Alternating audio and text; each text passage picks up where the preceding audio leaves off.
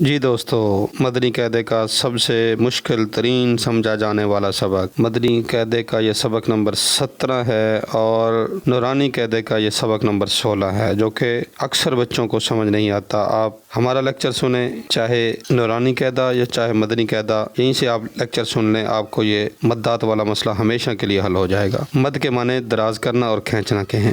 مد کے دو سبب ہیں، حمزہ اور سکون۔ مد کے کتنے سبب ہیں؟ 2 ہیں، حمزہ اور سکون۔ مد کی 6 اقسام ہیں۔ نمبر 1 مد متصل، نمبر 2 مد منفصل، نمبر 3 مد لازم، نمبر 4 مد لین لازم۔ مد عارض، مد لین عارض۔ جی سنیے، مد متصل کس کو کہتے ہیں؟ حروف مدہ کے بعد حمزہ اسی کلمہ میں ہو تو اسے مد متصل کہتے ہیں۔ دوبارہ سنیے، مد متصل کون سی ہوتی ہے؟ حروف مدہ کے بعد حمزہ اسی کلمہ میں ہو تو اسے مد متصل کہتے ہیں۔ نمبر 2 مد منفصل۔ حروف مدہ کے بعد حمزہ اگر دوسرے کلمے میں ہو تو مد منفصل ہوگا۔ حمزہ اگر فاصلے سے ہو، جیسا کہ فی ایک کلمہ ہے، انفسکم دوسرا کلمہ ہے، تو حمزہ، یہ دیکھیں یہ جو الف زبر آ نظر آ رہا ہے، اس کو حمزہ پڑھتے ہیں تو حمزہ دوسرے کلمے میں آ رہا ہے۔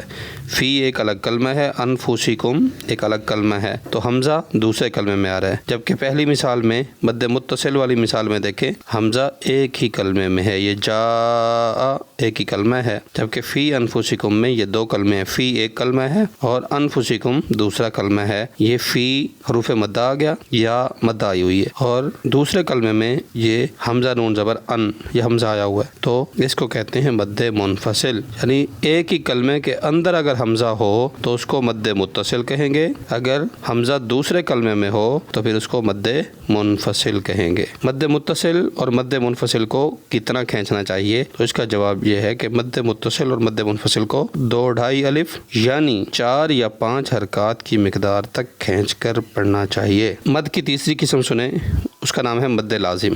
حروف مدہ کے بعد، حروف مدہ ہم نے مدنی قاعدے میں 7ویں سبق میں پڑھے، الف مدہ ہوتا ہے، واو مدہ ہوتا ہے، یا مدہ ہوتا ہے۔ حروف مدہ کے بعد سکون اصلی یعنی کہ جزم یا شد، سکون یا تشدید ہو تو مد لازم ہوگا۔ دوبارہ سنیے، حروف مدہ کے بعد سکون اصلی یعنی جزم ہو یا شد ہو تو مد لازم ہوگا۔ جیسے یہ دیکھیں، جیم الف زبر جا حروف مدہ ہے، اس کے بعد نون کے اوپر تشدید آ رہی ہے تو یہ ہوگا سکون اصلی، تو یہ قسم بنے گی مد لازم۔ اور مد لین لازم کیا ہوتا ہے؟ حروف لین کے بعد سکون اصلی ہو تو مد لین لازم ہوگا۔ حروف لین کے بعد سکون اصلی یعنی کہ جزم ہو تو مد لین لازم ہوگا۔ حروف مدہ کے بعد سکون اصلی ہو تو مد لازم ہوگا۔ اگر حروف لین کے بعد، مدنی قاعدے میں حروف لین والا ہم نے 9واں سبق پڑھا ہے، حروف لین کے بعد سکون اصلی ہو تو مد لین لازم ہوگا، جیسے عین۔ اب سنیے، ان کو کتنا کھینچتے ہیں؟ مد لازم اور مد لین لازم کو 3 الف یعنی 6 حرکات کی مقدار تک کھینچ کر پڑھیں گے، یعنی کہ جو اوپر ہم نے پڑھا اس سے بھی کچھ زیادہ ہم اس کو کھینچیں گے۔ 5ویں قسم سنیے، مد عارض۔ حروف مدہ کے بعد عارضی سکون ہو یعنی وقف کی وجہ سے کوئی حرف ساکن ہو جائے تو مد عارض ہوگا۔ دوبارہ سنیے گا، مد عارض کس کو کہتے ہیں؟ حروف مدہ کے بعد اگر عارضی سکون ہو، عارضی سکون وقف کی وجہ سے جو سکون ہوتا ہے، اس کے لیے وقف کا سبق بھی جاننا ضروری ہے، وہ بھی آنے والا ہے۔ تو وقف کی وجہ سے کوئی حرف ساکن ہو جائے تو مد عارض ہوگا۔ جیسے مسلمون نہ ہوتا ہے تو یہ آگے وقف آ گیا، اس کی وجہ سے نون کا زبر سکون میں تبدیل ہو گیا تو مسلمون بنا، اب یہ اوپر مد عارض آ گئی۔ اچھا، یہ مد قرآن پاک میں نہیں لگائی جاتی، اور تقریباً اکثر آیات میں، تقریباً یہ 80-90% آیات میں اس طرح کے الفاظ آتے ہیں جہاں پر مد عارض ہوتی ہے۔ مثال کے طور پہ، اعوذ باللہ من الشیطان الرجیم، بسم اللہ الرحمن الرحیم۔ یہ جو اعوذ باللہ میں جیم کو اور بسم اللہ میں الرحمن الرحیم کو آخر میں کھینچا تو یہ ساری مد عارض ہوتی ہے، یہ اکثر آیات میں آتی ہے۔ اسی طرح الحمدللہ رب العالمین،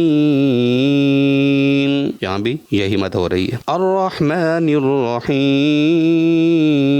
یہاں بھی یہی مد ہو رہی ہے۔ مالک یوم الدین، یہاں پر بھی یہی مد ہو رہی ہے۔ تو اکثر یہ مد ہر آیت کے آخر میں بہت زیادہ یہ مدیں آتی ہیں، لیکن قرآن پاک میں لگائی نہیں جاتی، کیونکہ وقف کی صورت میں یہاں پر مد ہوتی ہے، اس کو مد عارض کہتے ہیں۔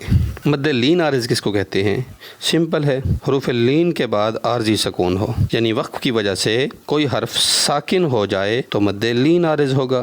جیسے شفتین، یہ تئی کا لفظ یا لین آئی ہوئی ہے، اس کے بعد وقف کی وجہ سے نون ساکن ہو گیا تو یہ بنا مد لین عارض۔ اب سنیے مد عارض اور مد لین عارض کو کتنا کھینچتے ہیں، تو اس کا جواب ہے 1، 2 یا 3 الف، یعنی 2، 4 یا 6 حرکات کی مقدار تک اس کو کھینچ کر پڑھیں گے۔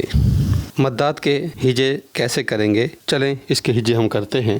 اس کا کیا طریقہ کار ہے؟ جیم الف زبر جا،